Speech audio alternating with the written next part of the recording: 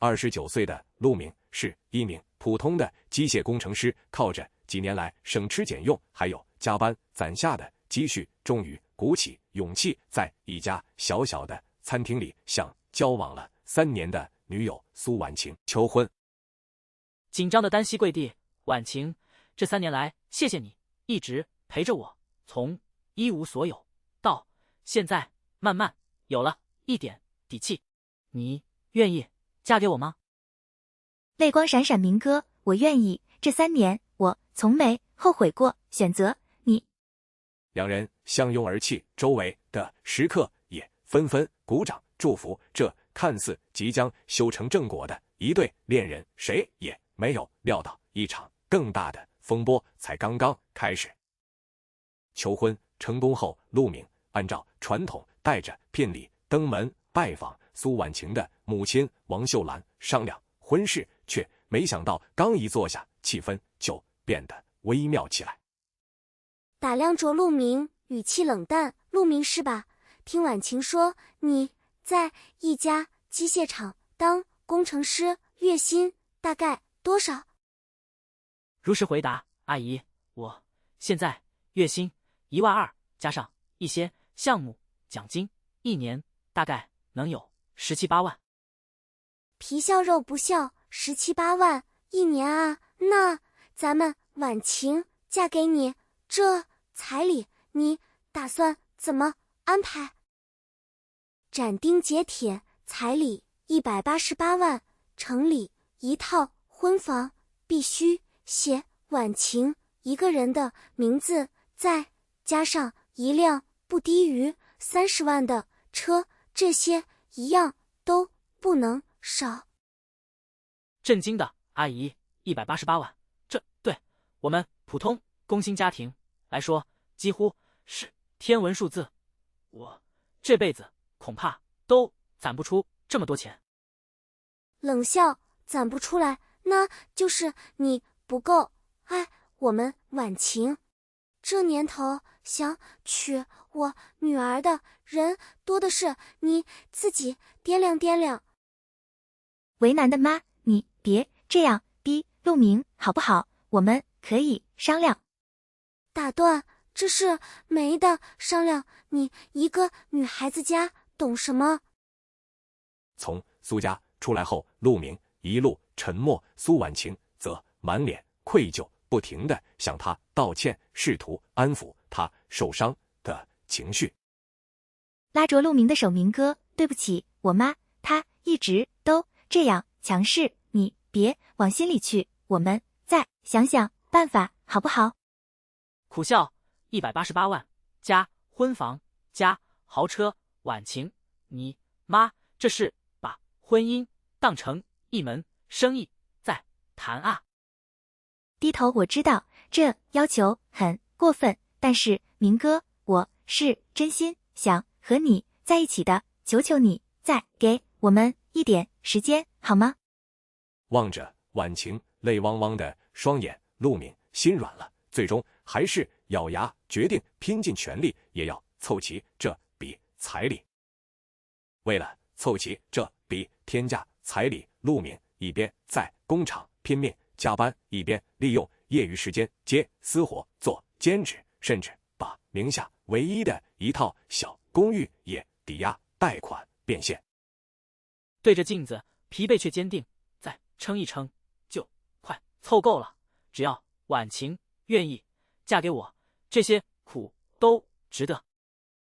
陆明的好友担忧的：“老陆，你这样拼命图什么啊？188万的彩礼，再加上房子车子，你这是把自己往绝路上逼啊！”苦笑：“浩哥，我也没办法，婉晴是我认定的人，只能拼一把了。”压低声音：“老陆，你还记得我表哥吗？2年前他也是被一个女方家狮子大开口要100多万彩礼，结果钱给了，婚没结成，家直接人间蒸发。”皱眉：“什么？还有这种事？”郑重，我听说那女方一家专门靠这个套路骗钱，你可千万长点心，该查的底细还是要查清楚。犹豫片刻，婉晴不会，这种人我相信他，但是他妈妈那边我确实得多留个心眼。张浩的这番警告像一根刺悄悄扎进了陆明的心里，让他第一次对这门婚事产生了一丝隐隐的不安。出于谨慎，陆明开始私下留意苏家的一举一动，他发现王秀兰竟然名下挂着好几家注销又重新注册的小公司，行踪颇为可疑。自于查看资料，王秀兰这些公司注册时间都很短，而且法人换了好几茬，这不太正常。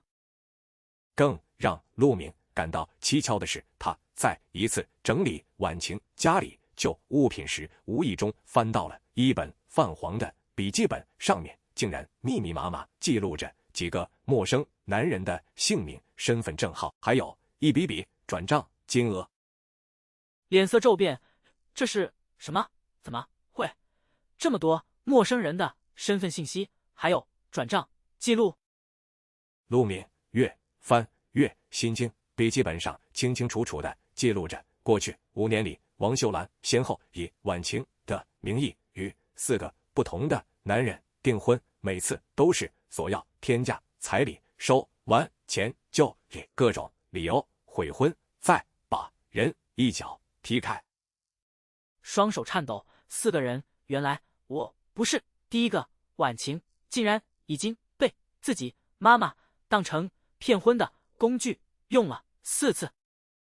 笔记本最后一页还写着一行刺眼的备注：陆明这次预计可收彩礼价房产共计260万，务必在过户完成后尽快启动分手程序。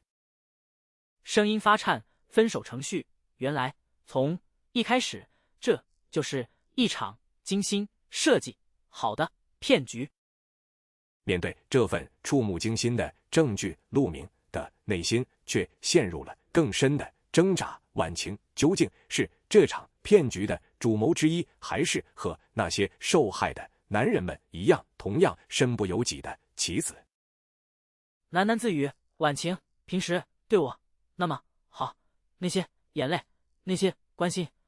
难道都是装出来的吗？我真的分不清了。带着满心的疑惑，还有一丝不愿放弃的希望，陆明决定先不动声色，继续搜集更多证据，同时找机会试探婉晴的真实态度。陆明凭借着笔记本上的线索，几经周折联系上了笔记里提到的其中一名前受害者，一位叫周震的创业者，并约他在一家僻静的茶馆见面。苦涩的陆明，是吧？2年前我也像你现在这样，以为自己找到了真爱，结果150万彩礼加上一套婚房全打了水漂，婚没结成，人也联系不上了。请握茶杯，周先生。啊，苏婉晴当时对这件事是什么态度？他知情吗？叹气，他当时一直躲着不露面，只有他妈妈王秀兰出面处理一切，具体婉晴知不知情我也说不清楚，但钱确实是打到了他名下的账户。周震的证词与笔记本上的记录完全吻合，这让陆明残存的最后一丝侥幸也彻底破灭。原来自己苦苦凑钱，拼尽全力想要守护的爱情，不过是别人眼中又一单待宰割的生意。握紧拳头，声音颤抖，260万，我抵押了房子，借遍了亲戚朋友，就为了凑齐这笔钱，却只是别人眼里一个任人宰割的冤大头。拍拍他的肩，陆明，别一个人扛着，像我们这样被骗过的人其实不止我一个，如果你愿意，我们可以一起想办法讨回公道。周震的这番话让陆明重新燃起了斗志，与其独自承受这份屈辱，不如联合所有受害者，把这条隐藏多年的骗婚产业链彻底连根拔起。眼神变得坚定，周先生，谢谢你愿意站出来。如果咱们能把当年那几位受害人都联系上，凑齐足够的证据，这件事就一定能讨回公道。点头，我这就帮你联系当年另外2位受害人，他们一个现在在外地做生意，一个前段时间还提起过这件事，咬牙切齿。陆明同时找到了大学同学，如今已经是职业律师的陈曼，向他详细说明了情况，并请教该如何通过合法途径揭穿这场精心设计的骗局。翻看资料，神情严肃。陆明，从你提供的这些转账记录、笔记本，还有几位受害人的证词来看，这已经涉嫌构成诈骗罪，只要证据链完整，完全可以报警追究刑事责任。郑重，陈曼，那接下来我们该怎么做才能把证据固定住，不让王秀兰有机会销毁或者转移财产？思索片刻，我们需要先秘密联系所有受害人，统一收集银行流水、聊天记录，还有书面证词，凑齐之后再一次性向公安机关报案，打他一个措手不及。在陈曼的协调下，陆明、周震还有另外2位曾经被骗的受害人，做建材生意的赵刚，还有开网店的孙磊，终于凑到了一起。4人越聊越心惊，发现彼此的经历竟然如出一辙。愤慨的，当年王秀兰跟我要160万彩礼，还逼着我把老家的宅基地也过户给婉晴，结果钱一到账，人就消失了。咬牙切齿，我当时还傻乎乎的，以为是自己哪里做的不够好，婉晴才悔婚。现在想想，从头到尾，我们都是被精心算计的棋子。环视众人，大家都别灰心，这次我们人多，证据也更充分，一定能让王秀兰这伙人付出应有的代价。与此同时，苏婉晴也察觉到了陆明最近神情恍惚，行踪诡秘，常常深夜才回电话，也总是支支吾吾，这让他心里隐隐升起了一股不祥的预感。试探的明哥，你最近是不是有什么事瞒着我？怎么总感觉你心不在焉的？勉强笑笑，掩饰没事，就是最近工作项目比较忙，压力有点大。若有所思是吗？可是我怎么觉得你看我的眼神好像变了？察觉到时间紧迫，王秀兰开始不断催促婉晴尽快敲定婚期，并催促陆明把剩余的彩礼还有婚房过户手续一并办妥，生怕夜长梦多。对婉晴，这门婚事不能再拖了，你去催催陆明，让他这周就把剩下的尾款还有过户手续都办完。犹豫吗？陆明最近状态不太对，是不是再缓一缓，别逼太紧？不耐烦，缓什么缓？煮熟的鸭子可不能飞了，你别多管闲事，照我说的去做就对了。权衡再三，陆明决定主动找婉晴摊牌一部分真相，借此试探他内心真正的立场究竟是和母亲一伙，还是同样身不由己的受害者。直视着他，婉晴，我想问你一件事，你老实回答我，你是不是已经不是第一次订婚了？脸色瞬间苍白，你怎么会知道这些？紧盯着他，我查到了你妈的笔记本，上面记录了4个和我一样被骗彩礼的男人。婉晴，你老实告诉我，这些年你到底知不知情？崩溃大哭，我知道，我一直都知道，可是我不敢反抗。我妈从我很小的时候就控制我的一切，稍微不听话就打骂威胁，断绝关系，我真的不知道该怎么办。震惊又心疼，那你为什么不早点告诉我？我们明明可以一起想办法。泣不成声，我怕说出来你会恨我，会离开我，我是真心想和你好好过日子的，可是我又没有勇气背叛我妈，对不起，陆明，真的对不起。望着哭得几近崩溃的婉晴，陆明心中五味杂陈，最终他选择相信眼前这个同样是受害者的女孩，决定给她一个将功赎罪、亲手揭穿母亲罪行的机会。深吸一口气，婉晴，如果你是真心想离开这个泥潭，现在就是你唯一的机会，和我们一起把证据交给警方，亲手结束你妈这场罪恶的生意。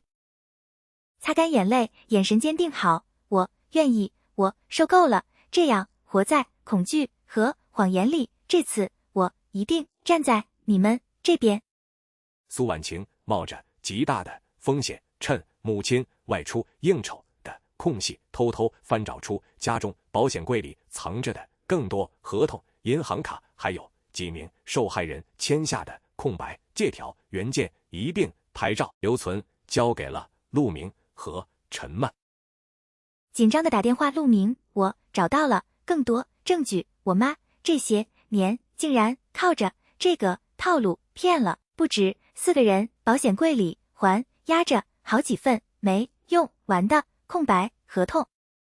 郑重，婉晴，你做的很好，这些证据足够把你妈的罪行彻底坐实了，接下来交给陈曼律师处理就好，你自己一定要小心，别被发现。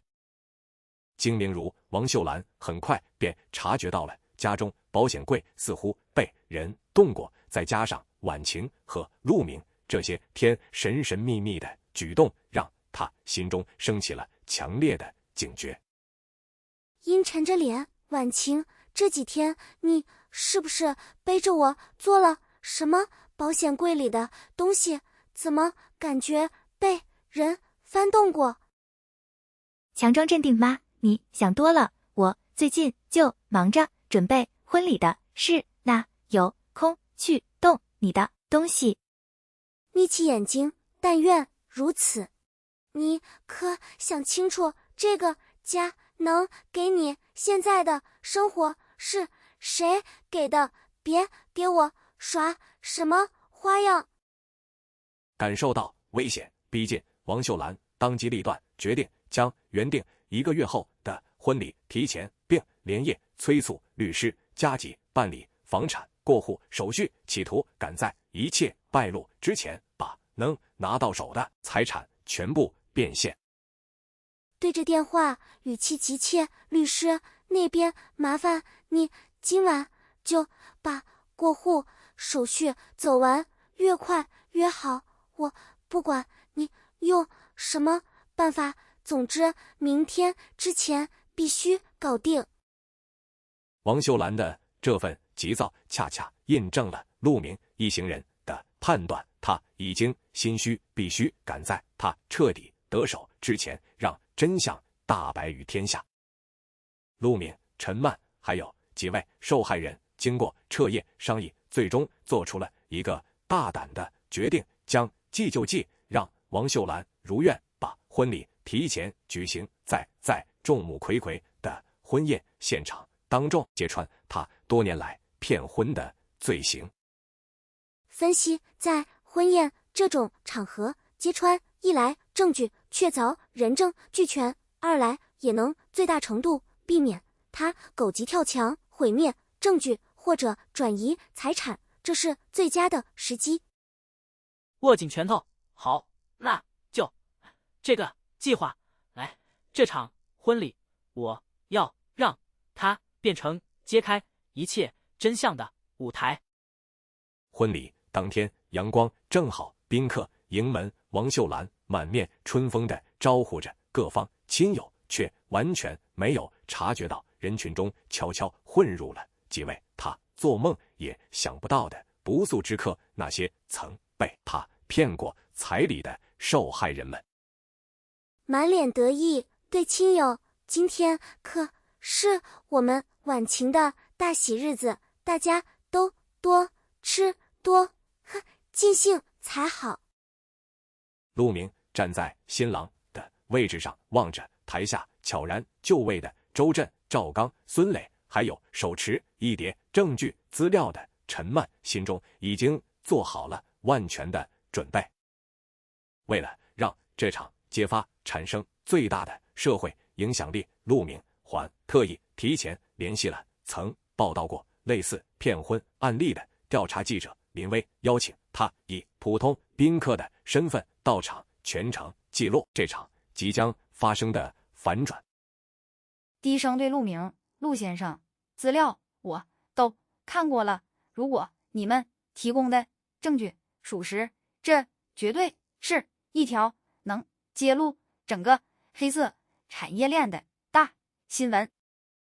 郑重点头：“林记者，一切证据都是真实的，今天就麻烦你把这一切都记录下来，让更多可能正在遭遇同样骗局的人能提高警惕。”婚礼仪式按部就班地进行着，司仪热情洋溢地主持着流程。王秀兰坐在主宾席上，满脸得意，丝毫没有察觉一场足以让他颜面尽失、身败名裂的风暴即将在几分钟后骤然降临。主持，接下来有请新郎新娘在来宾的见证下交换誓词，携手共度余生。陆明握着话筒的手微微颤抖，他知道接下来自己说出的每一个字都将彻底改变这场婚礼还有王秀兰后半生的命运。握着话筒，目光扫过全场，在交换誓词之前，我想先跟在座各位分享一个关于这场婚姻真正的故事。脸色一变，陆明，你这是想干什么？这是你们俩的大喜日子，你别乱来。语气平静却坚定：“阿姨，不用紧张，我只是想让在座各位知道，过去5年里，您靠着同一套剧本，一共骗走了4位像我一样的男人，总计超过600万的彩礼和财产。”强装镇定，一派胡言，你这是在污蔑我婉晴，你倒是说句话啊，你男朋友是不是疯了？就在王秀兰试图矢口否认的那一刻，原本混在宾客席间的周震、赵刚、孙磊3人齐起身，站到了陆明身边，台下顿时一片哗然。大声：“王秀兰，你还记得我吗？2年前你骗走我150万彩礼和一套婚房，今天我是来讨公道的。”愤怒，还有我160万，加上老家的宅基地，你一样没放过。眼看母亲还想狡辩，苏婉晴深吸一口气，毅然从新娘的位置上站了起来，当着所有亲友的面亲口证实了这一切。声音颤抖却坚定：“妈，够了，别再狡辩了，这一切都是真的，我是你的女儿，更是你利用了整整5年的骗婚工具，我受够了活在你的谎言里。踉跄后退，脸色惨白。婉晴，你怎么能这样对自己的亲妈？我做的这些还不是为了让你过上更好的生活。含泪怒斥你，从没为我考虑过，你眼里只有钱，还有你自己的面子。陈曼适时站出来，向在场宾客出示了一整套详尽的证据，银行转账记录、王秀兰亲笔记录的笔记本，还有几位受害人的书面证词，证据链完整严密，让在场所有人都看得清清楚楚。高举证据，各位来宾，这是王秀兰女士过去5年里涉嫌以婚姻为幌子实施合同诈骗的全部证据，我已经同步通知了公安机关，请大家保持秩序，配合调查。话音刚落，几名早已守候在附近的便衣警察便快步走入宴会厅，当众对王秀兰出示了证件。出示证件，王秀兰，我们接到报案，涉嫌合同诈骗罪，现在依法对你进行传唤，请你配合调查。瘫坐在地崩溃，不，这不可能，我的一切都完了。婉晴，你怎么能这样对我？转过身，不再看他妈，这不是我对你做的，这是你自己这些年亲手种下的恶果。曾经不可一世把婚姻当成生意来经营的王秀兰，在众目睽睽之下被警方依法带走，而她苦心经营的骗婚产业链也随之轰然崩塌。婚礼现场的风波平息后，陆敏、苏婉晴还有周震、赵刚、孙磊一同前往公安局配合调查，分别做了详细的笔录。曾经分散各地各自咽下苦果的受害者们，如今终于等到了讨回公道的这一天。如释重负，总算是等到了这一天，这几年压在心里的那口气，今天终于能出了。感慨多亏老陆愿意站出来，把咱们几个联合起来，不然这事恐怕还要继续祸害下一个人。随着调查深入，王秀兰的丈夫一直在背后协助伪造合同、转移资产的苏建国也很快被警方依法传唤，协助调查这场持续多年的骗婚产业链涉案，金额远超最初几人预估的数目。向陆明汇报，陆明，警方那边传来消息，苏建国名下还查出了好几笔涉嫌洗钱的可疑资金往来，这案子恐怕比我们想象的还要严重。感慨，没想到这竟然是一整个家庭分工协作、精心策划多年的骗局，幸好真相总算大白了。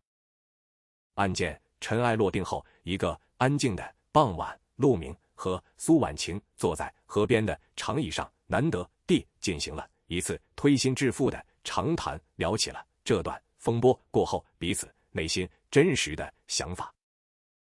低声，陆明，谢谢你愿意相信我，给我一个亲手揭穿这一切的机会，不然我可能一辈子都活在我妈的阴影和谎言里。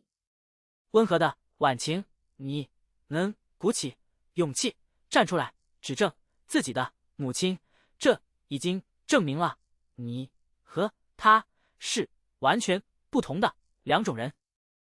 苦笑，只是经过这场风波，我想我们之间大概也回不去最初那种单纯的感觉了，你应该也很难再像以前那样完全信任我了，对吗？坦诚，婉晴，说实话，经过这些事，我们之间确实已经回不到最初的样子了。我敬佩你最后选择站出来的勇气。但是爱情这件事一旦掺杂了这么多谎言和伤害，想要完全重新开始并不容易。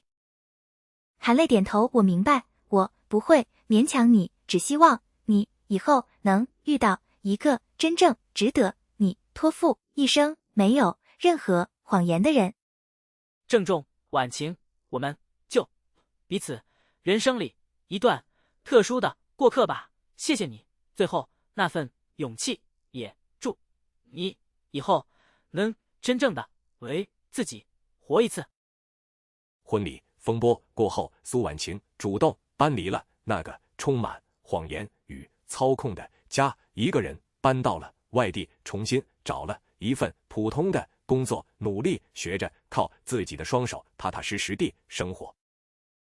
对着镜子，眼神坚定，从今往后，我要靠自己重新活一次，不再被任何人当成工具或者棋子。没有了母亲的操控和算计，婉晴的生活虽然清贫，却第一次拥有了真正属于自己的踏实与自由。案件曝光后，林薇撰写的深度报道迅速引发社会广泛关注，陆明、周震、赵刚、孙磊4人也决定联合起来，通过媒体分享自己的亲身经历，提醒更多人警惕类似的骗婚套路。采访镜头前，这起案件揭示了一种隐藏极深的新型婚姻诈骗手段，希望通过我们的报道能够帮助更多人提高警惕，不再重蹈他们的覆辙。面对镜头，如果你正在经历类似的情况，请一定要多留一个心眼，查清楚对方的真实背景，别让自己的真心和血汗钱为了不该为的人。这场风波过后，陆明虽然损失了大笔积蓄，还搭上了唯一的房产，但他却收获了一份更加清醒坚韧的心态。他重新规划自己的生活，专注事业，也不再轻易被表面的甜言蜜语所迷惑。对着张浩，浩哥，经过这次，我算是彻底明白了，感情这事光有真心还不够，该擦亮眼睛的时候一定不能含糊。拍拍他的肩，老陆，你能这么想开，已经很不容易了，往后的日子还长着呢，别灰心。几个月后，陆明凭借着过硬的技术和这段时间沉淀下来的韧劲，在工作上拿到了一个重要项目的负责人职位，薪资和地位都有了质的飞跃。曾经为了凑彩礼抵押出去的房子，他也凭自己的努力一点点赎了回来。站在新项目的落成现场，感慨这一路走来，虽然吃了不少苦，也被狠狠地骗过一次，但也正是这些经历，让我变成了一个更加清醒也更加强大的自己。案件宣判结果出来的那天晚上，陆明、周震、赵刚、孙磊4人难得聚在一起吃了一顿庆功宴。王秀兰和苏建国最终分别以合同诈骗罪被判处有期徒刑12年和9年，并处罚金，同时责令退赔全部涉案财产。举杯，这杯敬咱们这几个苦命人，总算是守得云开见月明，该拿回来的公道一样没少。举杯回应，也敬我们这份不再轻信也不再退缩的勇气，以后的日子大家都要好好的。夕阳下，陆明独自站在自己新买下的公寓阳台上，望着楼下车水马龙的街道，曾经那场几乎让他倾家荡产、心力交瘁的骗局，如今已经彻底翻篇。他深知真正的幸福从来不是靠金钱和谎言堆砌起来的，而是建立在清醒、坦诚，还有足够的勇气之上。望着远方，眼神平静而坚定。这一次，我终于想明白了，真正值得托付一生的感情，从来不需要靠天价、彩礼来证明，而是靠彼此坦诚相待的那份真心。若把时间拨回更久以前，苏婉晴的童年其实并不幸福。父亲常年在外，母亲王秀兰则用一种近乎苛刻的方式掌控着她生活的每一个细节，从穿衣、吃饭到交友、恋爱，无一不受到严密的监视和干涉。回忆声音颤抖，我从小就不敢有自己的想法，只要我稍微表现出一点点反抗，我妈就会把自己关在房间里，不吃不喝，说是我气坏了她的身体，那种愧疚感压得我喘不过气。正是这种长年累月的情感操控，让婉晴从小就学会了顺从和隐忍，也让她在长大后面对母亲策划的一场场骗婚时，即便心存不忍，也始终没有勇气真正站出来反抗。据后来警方深挖案情时查明，王秀兰最早的这一场骗局始于7年前，彼时家中生意失败，负债累累，她便动了歪脑筋，把主意打到了刚满20岁的女儿身上，第一次尝到了不劳而获的甜头，之后便一发不可收拾。多年前的回忆片段，得意，没想到这么简单就能弄到这么多钱，比做什么生意都来得轻松。从那以后，王秀兰便把女儿的婚姻大事彻底变成了自己敛财的工具，一次又一次精心包装婉晴，再以天价彩礼作为筛选猎物的门槛，乐此不疲。决定在婚礼上当众揭发之后，陈曼便开始了更加细致缜密的证据梳理工作。他带着团队逐一核实每一笔转账记录，还专程走访了当年经手及房产过户手续的中介公司，确保整条证据链滴水不漏。对陆明银行那边的流水记录已经核实清楚，几笔大额转账时间都和几位受害人描述的情况完全吻合，这部分证据基本坐实了。点头，辛苦你了，陈曼，这段时间真是麻烦你了。等这件事了结，我一定好好请你吃顿饭，谢谢你这么尽心尽力。白手，咱们是多年同学，这种时候不帮你还，等什么时候再说，这也是在伸张正义，我义不容辞。在梳理王秀兰的笔记本时，陈曼还意外发现了一位记录更早却始终联系不上的第5位受害人，一个名叫韩东的男人。据记录显示，他是5年前第一位被骗彩礼的苦主，但之后便再无音讯。皱眉，这位韩东先生名下的电话还有住址都已经是空号和空置状态，不知道这些年他是遭遇了什么变故。担忧会不会是因为当年被骗数额巨大，一时想不开，出了什么意外？这件事咱们得想办法查清楚。几经周折，陆明一行终于通过当年的婚庆公司老板辗转联系上了韩东。原来他当年被骗之后，一度一蹶不振，远走他乡，直到这几年才靠着摆小吃摊一点点重新站起来。感慨万千，没想到这么多年过去，还有人愿意为了这件事站出来。当年我被骗得倾家荡产，连报案都不敢，生怕别人笑话我，活该被骗。郑重，韩大哥，这不是你的错，是那伙人太狡猾。现在我们人凑齐了，证据也齐全，这次一定要让他们把欠大家的都吐出来。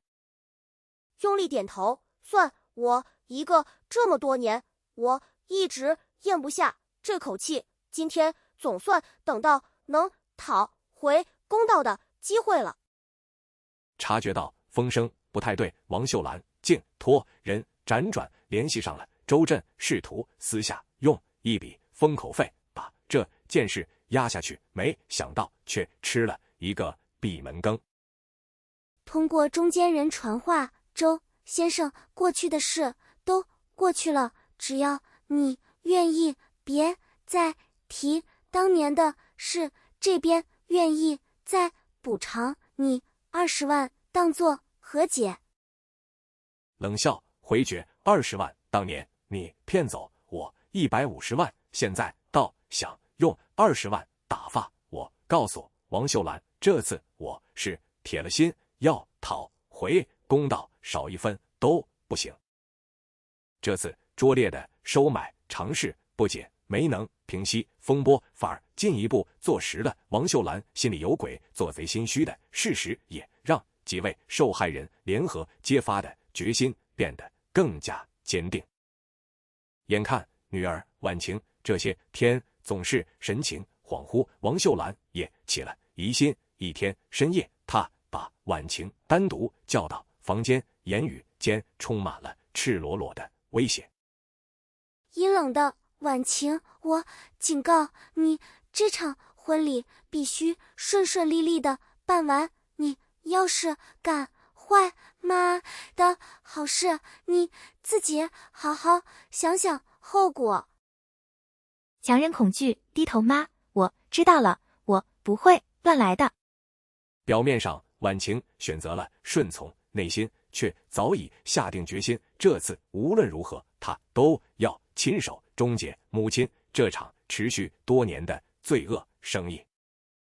婚礼前夕，酒店的布置团队正连夜加班，将整个宴会厅装点的金碧辉煌，鲜花、香槟塔还有巨幅的新人合影一应俱全。谁也不会想到，这片喜庆的背后竟然即将上演一场足以轰动全城的揭发大戏。对下属，大家再仔细检查一遍音响和灯光设备，这可是王总女儿的大婚，一点差错都不能出。忙碌的工作人员来来往往，丝毫没有察觉这场精心布置的婚礼即将变成揭穿真相的舞台。婚礼前一晚，陆明独自坐在出租屋里，望着墙上那张曾经拍下的求婚合影，心中五味杂陈。他不禁问自己，明天这场揭发真的是唯一正确的选择吗？自语，如果当初没有发现那本笔记本，也许我现在还傻乎乎的以为自己即将拥有一场幸福的婚姻。可事到如今，除了揭穿一切，好像也没有别的退路了。挣扎过后，陆明还是选择了坚定自己的决心。比起一段建立在谎言之上的婚姻，他更想要一个清清白白、问心无愧的人生。婚礼当天上午，宾客陆续抵达，除了双方亲友，还有不少是王秀兰平日里生意场上结识的合作伙伴，一个个西装革履，笑意盈盈，对这场即将门当户对的婚姻连声道贺。寒暄，王总，您这女婿一表人才，又是工程师，前途不可限量，您可是给婉晴找了个好归宿啊。得意的笑，哪里都是婉晴自己有福气，遇到这么一个踏实肯干的好女婿。王秀兰脸上洋溢着自信与得意，却不知自己亲口说出的这些恭维，不过几个小时后便将变成最讽刺的笑话。婚礼开始前半小时，陆明借着去洗手间的机会，给守候在外围的周震几人发去了一条简短的暗号短信，按原计划准备。收到消息的几人交换了一个眼神，悄然分散，混入了不同的宾客座位，等待着行动的信号。对赵刚低声：“时间差不多了，咱们分头就位，记住，等老陆开口，咱们再一起站出来，千万别提前录了线。”点头，放心吧，这一天我都等了2年了，不差这最后半个小时。面对接踵而至的受害人还有女儿当众的指证，王秀兰起初还试图用各种借口搪塞，一会儿说是商业竞争对手的恶意污蔑，一会儿又试图煽动亲友同情自己，但在确凿的证据和层层人证面前，他的每一次狡辩都显得苍白无力。声嘶力竭，你们这些人是不是收了钱，故意来搅局的？我王秀兰做了这么多年生意，什么大风大浪没见过，今天休想唬住我！冷冷的王秀兰，少在这里狡辩了，你骗走我的钱，还有当年签下的那些借条原件，今天都在这里，你还想抵赖到什么时候？一句句掷地有声的质问像重锤一般砸在王秀兰的心理防线上，她那张强撑的伪装终于在众目睽睽之下彻底崩塌。案发数月后，这起轰动一时的系列骗婚诈骗案终于开庭审理，陆明、苏婉晴还有周震、赵刚、孙磊、韩东6人悉数以证人身份出庭作证，法庭上座无虚席，不少媒体记者也前来旁听报道。陈述经查明，被告人王秀兰伙同其丈夫苏建国自7年前起，先后以婚姻为幌子诈骗5名被害人，共计财物折合人民币900余万元，情节特别严重。在被告席上面如死灰，低头沉默。曾经在婚宴上趾高气昂、不可一世的王秀兰，此刻坐在被告席上，早已没有了往日的嚣张气焰，只剩下满脸的颓然与悔恨。在证人席上神情坚定，审判长，我想说的是，这不仅仅是一笔钱财损失，更是对人与人之间最基本信任的一次彻底践踏。希望法律能够还我们几个一个公道，也让更多人不再重蹈我们的覆辙。记录：法庭已经充分了解你的陈述，请继续配合后续调查程序。陆明清晰冷静的陈述赢得了旁听席上不少人的点头认同。这场官司不再只是几个人的私人恩怨，而是一场关乎社会诚信的公开审判。经过数轮庭审，法院最终当庭宣判被告人王秀兰犯合同诈骗罪，判处有期徒刑12年，并处罚金人民币100万元；被告人苏建国犯合同诈骗罪，判处有期徒刑9年，并处罚金人民币50万元，同时责令2人退赔全部违法所得。宣读判决，本案宣判完毕，退庭。法锤落下的那一刻，旁听席上响起了一片压抑已久、终于释然的叹息声。5位受害人多年来悬着的一颗心，总算是落了地。走出法院大门，阳光正好，陆明、周震、赵刚、孙磊、韩东5人相视一笑，多年来压在心头的阴霾，终于随着这场迟来的宣判烟消云散。感慨这一天我等了整整5年今天总算是能挺直腰板，重新做人了。拍拍他的肩，往后的日子，咱们都要好好过。这一路大家能互相扶持走到今天，也算是不幸中的万幸。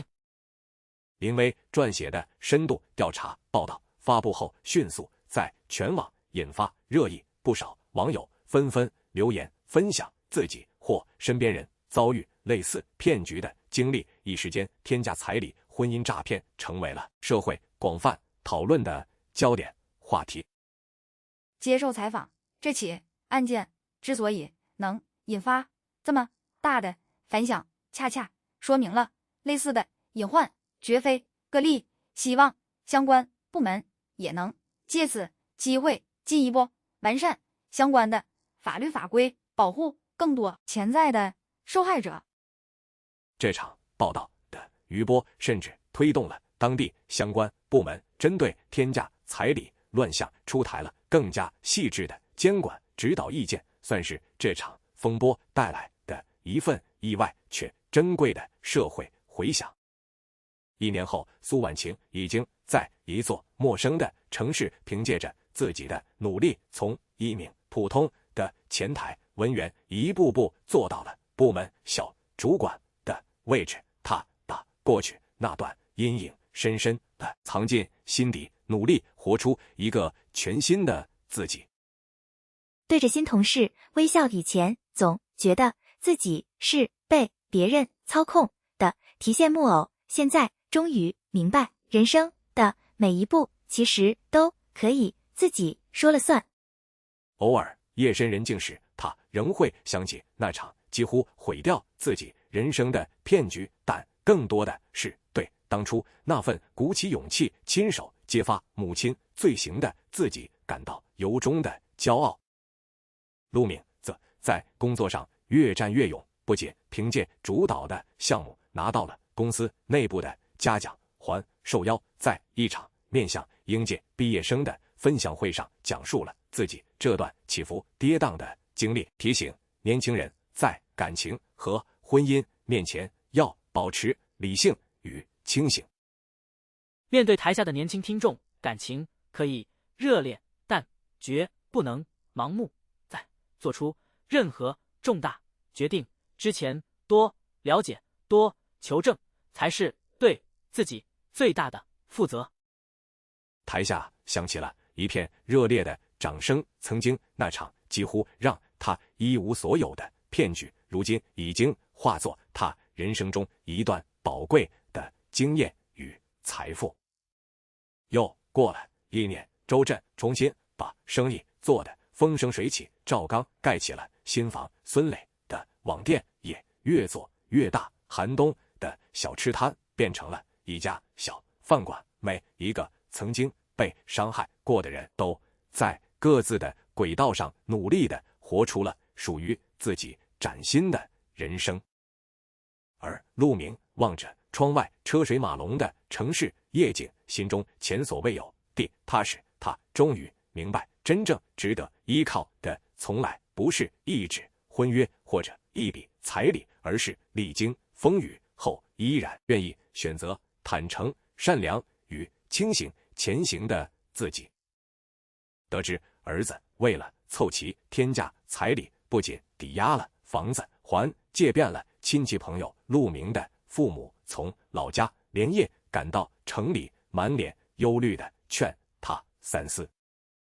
心疼的明儿，妈知道你是真心喜欢婉晴，可是188万加上房子、车子，这得要你还多少年的债啊？妈是真的担心你。强装轻松，妈您别担心，我年轻，能扛得住，只要婉晴是真心跟我过日子，这些苦我都吃得下。叹气，儿子，婚姻是一辈子的事，不是靠一时的冲动和死撑就能撑起来的，这件事你可一定要想清楚。父母的这番劝诫，陆明当时并没有完全听进去，直到后来发现真相，他才懊悔没有早点冷静下来，好好权衡。若有所思，这天价彩礼的事，我越想越觉得不对劲。一般人家嫁女儿再怎么重视，也不至于这么狮子大开口，你可得多留个心眼，查查那女方家里的底细。不以为意，爸，您是不是想太多了？婉晴是真心对我好的，他妈可能就是比较看重面子。事后回想起来，陆明才明白父亲当初那份朴素的直觉，其实早已敏锐地嗅到了一丝不对劲的气息。只可惜当时深陷爱情中的自己，并没有真正听进去。察觉不安之后，张浩主动帮陆明联系了一位相熟的私家侦探，协助更系统地调查苏家背后盘根错节的资金往来，以及那几家注册又注销的空壳公司。介绍老陆，这位是我以前合作过的侦探老赵，查资料查底细是一把好手，有他帮忙，肯定能更快摸清王秀兰这些公司背后的猫腻。翻看资料，我初步查了一下，这几家公司注册资本都虚高，而且法人更换频繁，很像是专门用来走账洗钱的可公司，这背后恐怕没那么简单。分析从资金流向来看，每次收到彩礼款项，王秀兰都会通过这几家可公司层层转账，最后分散存入好几个不同亲戚名下的账户，一步步把钱洗干净，做得相当老道。咬牙真是好，一手连环计，骗钱洗钱一条龙操作。幸好咱们现在把这些环节都摸清楚了。有了私家侦探提供的详尽资金流向报告，陈曼手中的证据链变得更加完整，也为后续追缴赃款提供了极其关键的线索。在后续走访调查中，陆明一行还详细了解到了赵刚当年被骗的具体经过。那是赵刚凭自己打拼攒下第一桶金，满心欢喜准备成家，却被王秀兰以同样的套路骗得一干二净。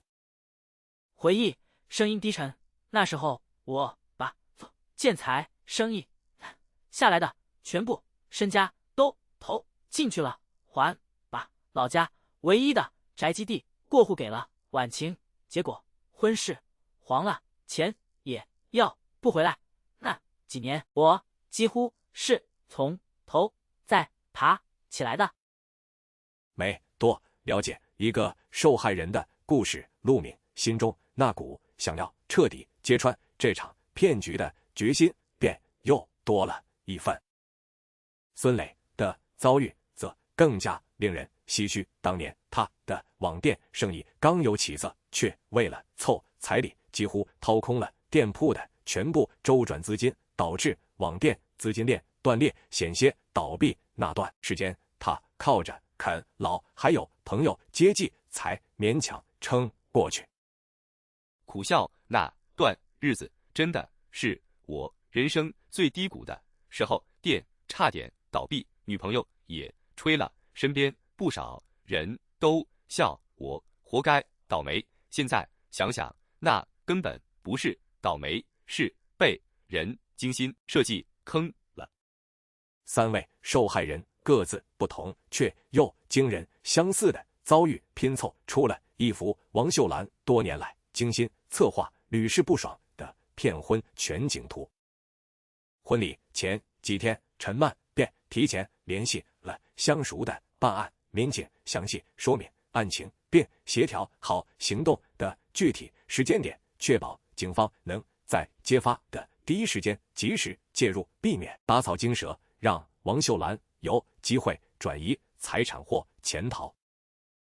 对陈曼证据材料，我们已经初步核实过了，基本可以认定涉嫌合同诈骗。只要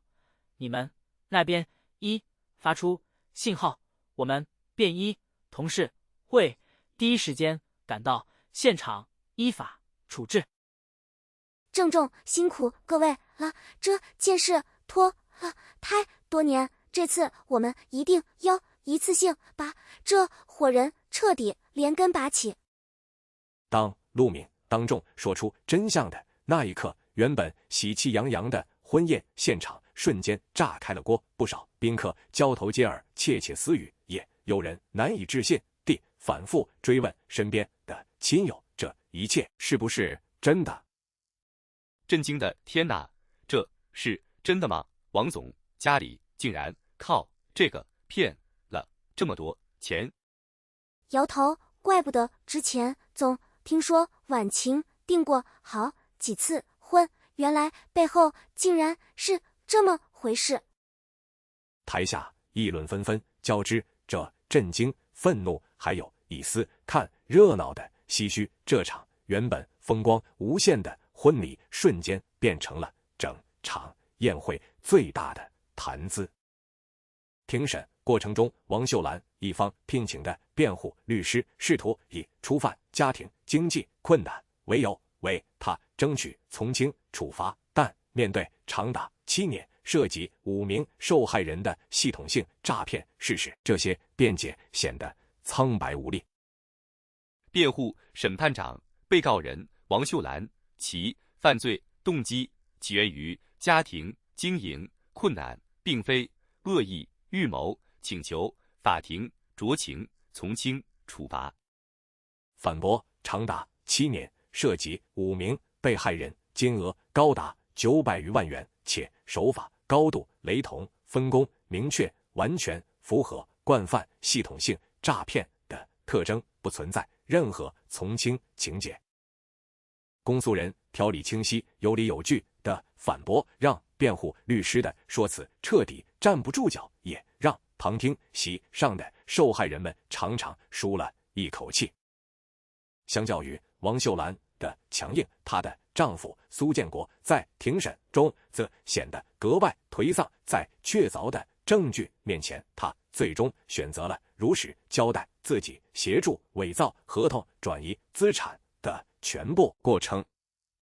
低声懊悔是我糊涂，一开始我也反对秀兰这么做，但尝到甜头之后，我也慢慢昧着良心跟着一起做了这些亏心事，对不起几位兄弟，对不起婉晴。苏建国这份迟来的悔悟，虽然没能减轻他应承担的法律责任，却也让几位受害人和婉晴心中那份积压多年的怨气稍微得到了一丝释怀。官司了结之后，一个寻常的周末，陆敏约张浩一起喝酒，聊起这大半年发生的种种，两人举杯感慨这段几乎把陆敏推向深渊，又让他浴火重生的离奇经历。举杯，老陆，说实话，当初你非要凑那188万彩礼，我是真替你捏了一把汗。现在想想，幸好你最后没被彻底掏空，还能挺过来。苦笑，碰杯，是啊，这一趟算是把人生这堂课结结实实上了一遍，以后不管是感情还是生意，我都得多个心眼，再也不能只凭一腔热血行事了。离开母亲的掌控之后，苏婉晴也曾一度陷入严重的自我怀疑和情绪低谷。后来在朋友的建议下，他开始定期接受心理咨询，一点点梳理消化这些年积压在心底的创伤。对心理咨询师，我花了很长时间才慢慢明白，这一切都不是我的错，我只是一个从小就被剥夺了选择权的受害者。现在我终于愿意试着重新信任自己了。这段漫长而艰难的自我疗愈过程，让婉晴逐渐从过去的阴影中走了出来，也让她第一次真正拥有了属于自己的人生主导权。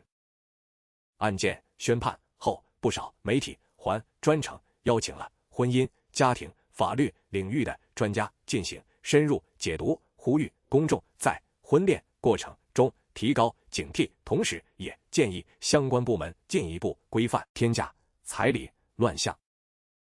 接受采访这起案件给社会敲响了警钟，建议广大群众在涉及大额财产往来的婚姻事宜上，一定要签订书面协议，并保留好相关凭证，以便在权益受损时能够及时依法维权。专家的呼吁进一步推动了社会对于天价、彩礼、乱象的反思，也让这起案件的警示意义超越了几位当事人本身的恩怨升华，成为一次具有广泛社会价值的公共讨论。报道发布之后，陆明陆续收到了不少陌生网友发来的私信，感谢他愿意站出来分享自己的经历，其中还有好几位网友坦言自己正是因为看到这则报道，才及时识破了身边类似的骗局，免于重蹈覆辙。篆书陆先生，谢谢你当初勇敢站出来，我前段时间差点也被一个类似的女方家庭索要天价彩礼，幸好看也你的故事多留了个心眼，查证之后果然发现不对劲，及时抽身。感慨没想到自己这段经历竟然真的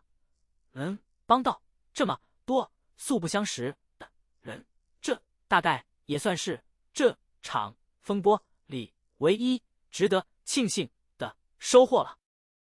1年多后，寒冬的小饭馆已经在当地小有名气，墙上还挂着一张他和陆明、周震、赵刚、孙磊几人的合影。每次有老顾客问起这张照片的故事，寒冬都会感慨地讲述这段来之不易的重生经历。对着顾客，这几位都是我过命的兄弟，当年一起扛过一场大风大浪，没有他们就没有我现在的这家小店。曾经被骗得一无所有，一度远走他乡的寒冬，如今凭借自己的双手还有几位兄弟的扶持，重新活出了踏踏实实有滋有味的人生。时间继续向前推移，陆明、婉晴还有周震、赵刚、孙磊、寒冬几人虽然渐渐各自回归到平静而忙碌的生活，但那场共同经历过的风波却让他们之间结下了一份超越寻常朋友的特殊情谊，时常还会相约小聚，彼此扶持。而那起曾经轰动一时的骗婚案，也渐渐被新的新闻所取代，淡出了大众的视线，但它留下的警示却如同一颗种子，悄悄种在了许多人的心里，提醒这后来人真正的幸福从来不能靠谎言、金钱和操控去交换得来。婚礼现场发生的一切很快便传到了老家陆明的父母耳中，老两口又是后怕又是心疼，连夜坐车赶到城里，看到儿子平安，才总算松了口气。抱着儿子哽咽，明儿你受苦了，妈早就觉得那家人不对劲，只是没想到竟然是这么大的一个骗局，你能平安没事比什么都强。拍拍儿子的肩，好在你最后没一味的认栽，还联合大家一起把真相揭穿了，这件事你做的对，爸为你骄傲。父母朴实却温暖的话语让陆明这段时间以来紧绷的神经终于得以稍稍放松。他深知，不管外面的世界多么复杂，家人的支持永远都是自己最坚实的后盾。婚礼现场风波过后，酒店和婚庆公司也面临着一连串善后事宜。好在陆敏提前与陈曼商量妥当，已经预留了一部分资金用于赔偿场地方的合理损失，尽量把这场风波对无辜第三方的影响降到最低。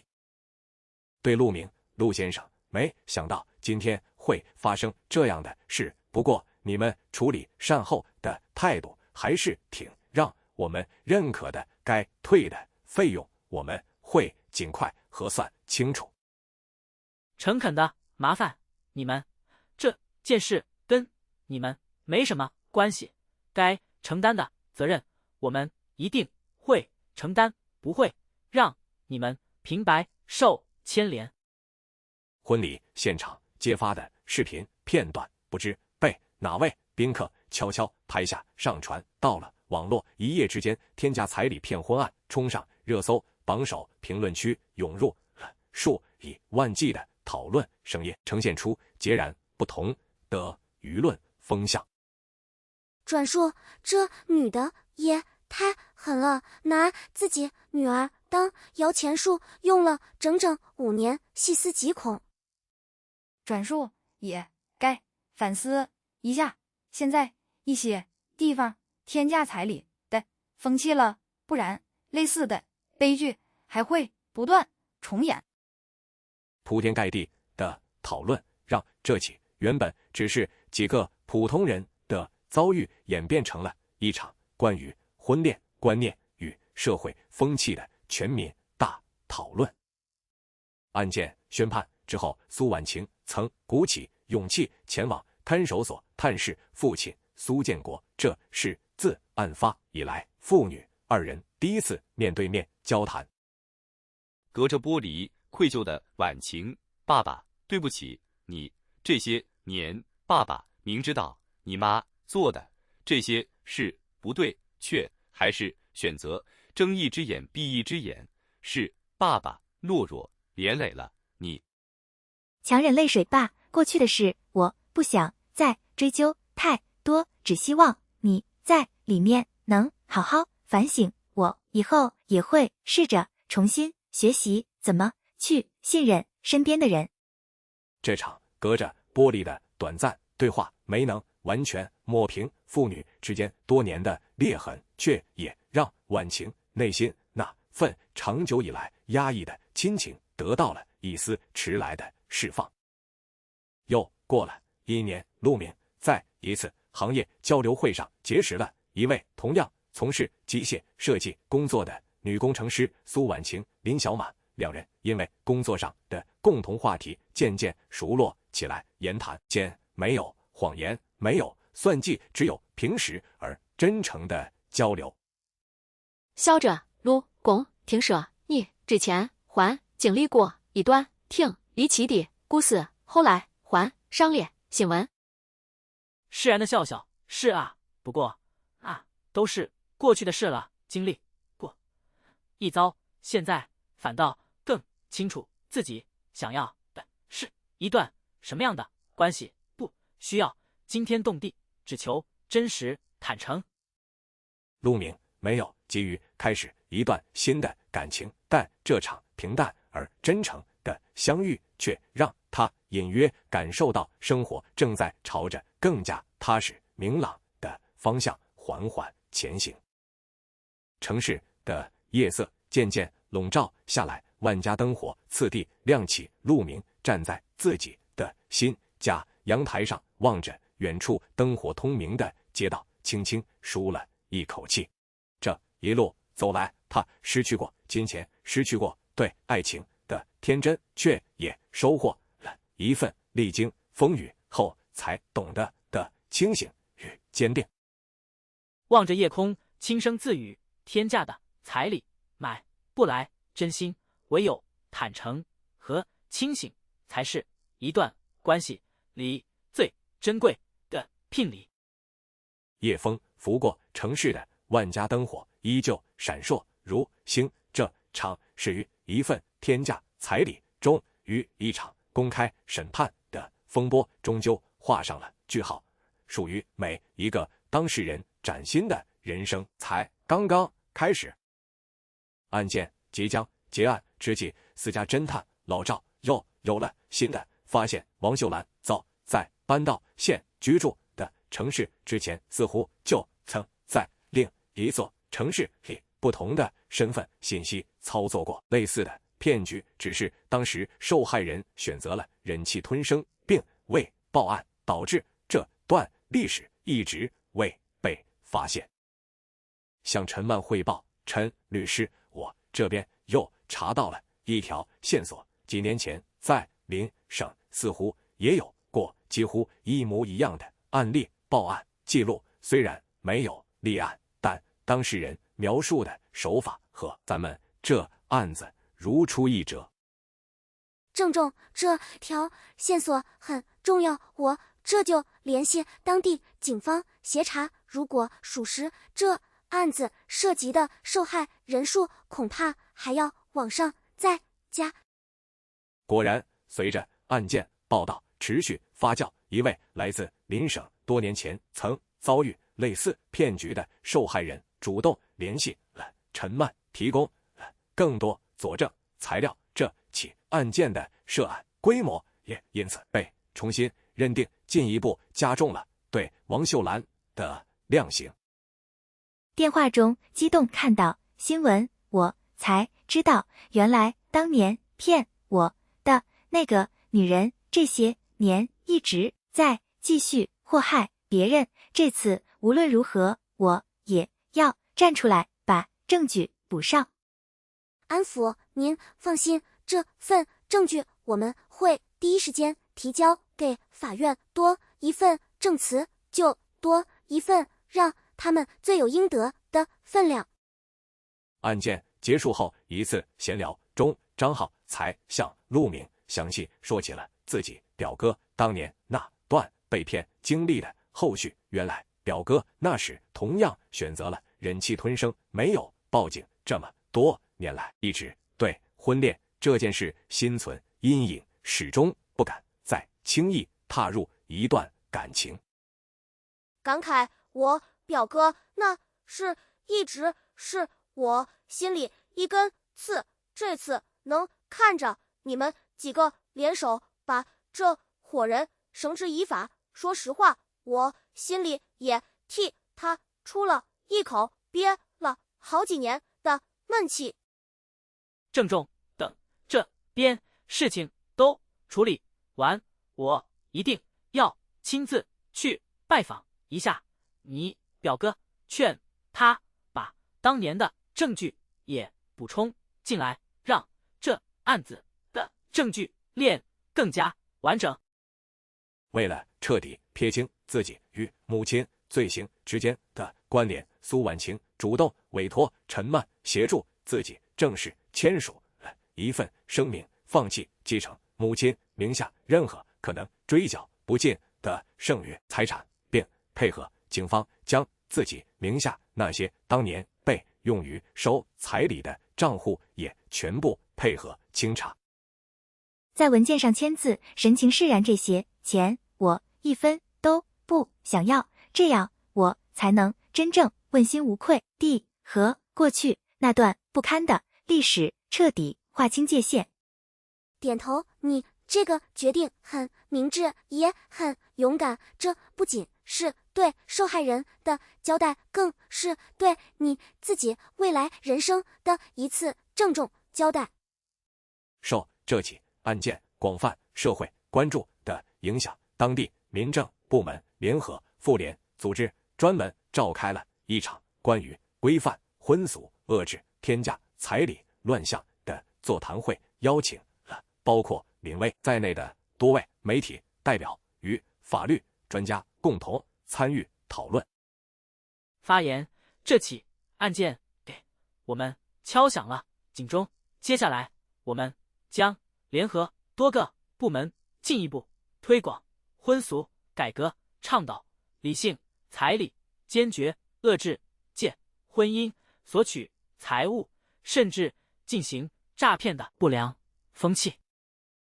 在座谈会上发言，希望类似的座谈不要只是一次性的形式，而是能够真正转化为长效的监管机制，让更多家庭免于重蹈这几位当事人的覆辙。案件彻底落幕之后，陆明、周震、赵刚、孙磊、韩东还有苏婉晴6人一致决定把这段经历转化为更加长久的意义。他们自发组建了一个小型的互助交流群，专门为那些怀疑自己可能正在遭遇类似婚姻诈骗的陌生人提供免费的经验分享和建议。在群里发言，大家这一路过来都不容易，以后只要有人需要帮助，咱们能搭把手的就尽量搭把手，也算是把这段苦难变成点有意义的事。附和这个群，我也想加入，毕竟这件事我是当年最清楚内幕的人，如果能帮更多人及早识破类似的骗局，也算是我为自己当年的沉默做出的一点弥补。从受害者到互助者，这场始于天价彩礼的骗局，最终以一种谁都没有预料到的方式催生出了一份跨越伤痛、彼此守望的温暖连结。案件尘埃落定数月之后，陆明和陈曼商量着把这段经历沉淀下来，发起了一个小小的公益项目，专门免费为遭遇类似婚恋、财产纠纷或者疑似诈骗的普通人提供基础的法律咨询和证据梳理指导。对陆明，这个项目虽然规模不大，但只要能真正帮到几个像咱们当初一样茫然无助的人，就算是没白费这段心血。点头，咱们这一路走过来，最清楚那种孤立无援的滋味，能搭把手就搭把手，这也是对当初帮过我们的人的一种回馈。项目上线不久，便迎来了第一个真实的求助案例，一位同样面临女方家庭狮子大开口索要巨额彩礼的小伙子，在陈曼和陆明的指导下，及时核实了对方家庭的真实情况，发现了类似的可疑迹象，最终及时抽身，避免了重蹈覆辙。发消息致谢，真的太感谢你们了，要不是你们提醒我，按照你们教的方法去核实对方家里的情况，我可能也要像你们当初一样吃一个大亏。欣慰的笑，看到这样的反馈，我才真正觉得当初那一场几乎让我一无所有的风波，好像也没那么不值得了。从那年以后，陆明、苏婉晴、周震、赵刚、孙磊还有韩东6人约定，每年案件宣判的这个日子都会抽空聚上一聚，像是一场不言而喻的默契，纪念着那段曾经让他们彼此相识又彼此守望的特殊岁月。举杯，这已经是咱们第3年聚了，时间过得真快，不过再过多久，咱们这份交情我想都不会变。笑着附和，这大概就是那场风波留给咱们唯一值得庆幸的东西了，多了这么一群过命的朋友。杯战交错间，笑语声声，曾经那场几乎击碎所有人信任与尊严的骗局，如今早已化作了这群曾经的陌生人之间最坚固的情谊与牵绊。案件彻底结案很久以后，林威在一次行业分享会上被问及职业生涯中印象最深刻的报道时，他毫不犹豫地提起了这起骗婚案。在分享会上做记者这么多年，让我印象最深的始终是这起案件，不是因为它多么离奇，而是因为那几位普通人愿意放下羞耻和恐惧，站出来发声的勇气。那份勇气比任何新闻本身都更值得被记录下来。台下响起了热烈的掌声，而这起曾经轰动一时的案件，也连同那份珍贵的勇气一起被郑重地写进了林威职业生涯中最厚重的一页。多年以后，每当有人向陆冕提起当年那场惊心动魄的骗婚风波，他总会平静地笑笑，直说这是他人生里最昂贵却也最珍贵的一堂课。他教会他，爱情与婚姻从来不该被标上价格，唯有真诚与清醒才是任何一段关系里真正无价的聘礼。深夜，苏婉晴在新生活的小公寓里提笔写下了一篇日记，记录这1年多来自己从一个任人摆布的提线木偶，一步步蜕变成一个真正能够为自己人生负责的独立女性的全部心路历程。低声念着日记内容，原来失去一段虚假的婚姻并不可怕，可怕的是连失去他的勇气都没有。谢谢那一场风波，让我终于活成了自己喜欢的样子。合上日记本的那一刻，窗外月光正好洒在书桌上，苏婉晴的脸上第一次浮现出一种前所未有的平静与踏实，那是只有真正挣脱枷锁的人才会拥有的神情。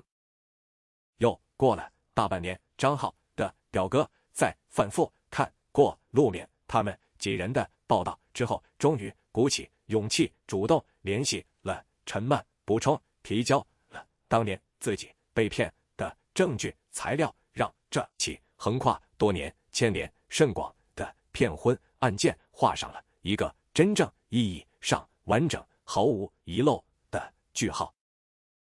电话中声音略带哽咽，这件事我压了整整5年，一直不敢提。看到你们几个这么勇敢，我也终于想通了，该是自己的公道，就不该再继续忍下去。欣慰的哥，你能想通比什么都好，这一路咱们兄弟几个也算是陪你把这口气一起出了。